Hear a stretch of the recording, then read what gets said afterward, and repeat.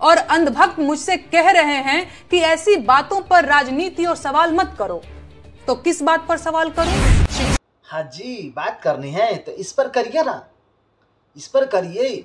जो खाते हिंदुस्तान के और गाते पाकिस्तान के हैं, रहते हैं भारत में और मोहब्बत पाकिस्तान से, इस पर बात करिए। अब बोल पाकिस्तानी लोगों से इतना प्यार क्यों है?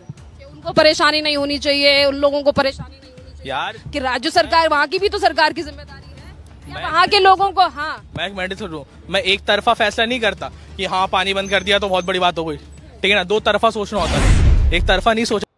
अब इन भाई साहब को पिछवाड़े में जलन क्यों हो रहा है? क्योंकि अब भारत रेलना स्टार्ट किया है ना, इसीलिए इन भाई साहब को पिछवाड़े में जलन हो रहा है, दर्द हो रहा है। इसीलिए बौखला के ऐसे बोल रहे हैं कि हम एक तरफा नहीं सोचते। क्या हम क्यों सोचें? हमारा क्या सोचना है? हमें बस अब रेलना है, अब सोचने की जरूरत नहीं है, अब रेलना है। पहलगाम हमले में देश के नागरिक नहीं, हिंदू और मुसलमान मारे गए, ईसाई मारे गए। आप समझ रहे हैं ना मैं क्या कह रही हूँ? हाँ हाँ, एकदम बहुत बेहतरीन तरीका से समझ रहे हैं, इसमें नो डाउट। का कोई धर्म नहीं होता, आतंकवादी किसी धर्म के नहीं होते। उनका मुख्य मकसद यही है कि डर पैदा करना, टेरर पैदा करना। हाँ हाँ, एकदम बहुत सुंदर आप बात कहे हैं कि इन लोगों के कोई धर्म नहीं होता है, बस ये धर्म पूछ के गोलियां चलाते हैं और कुछ नहीं। आपने बहुत सुंदर बात कही है।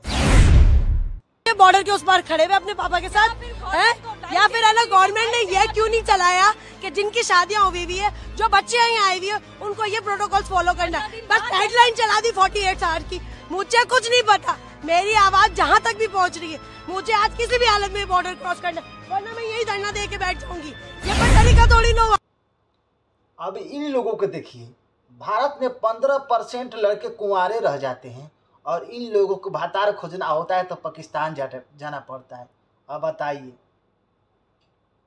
अब सीधे सरकार बांस कर रही है तो मिर्ची लग रहा है, दर्द हो रहा है। अब बताइए, जबकि अपने ही घर में ऐसे गद्दार हैं तो बताइए दूसरे से जंग कैसे लड़ सकते हैं?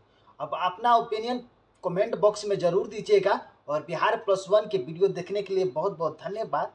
जय हिंद।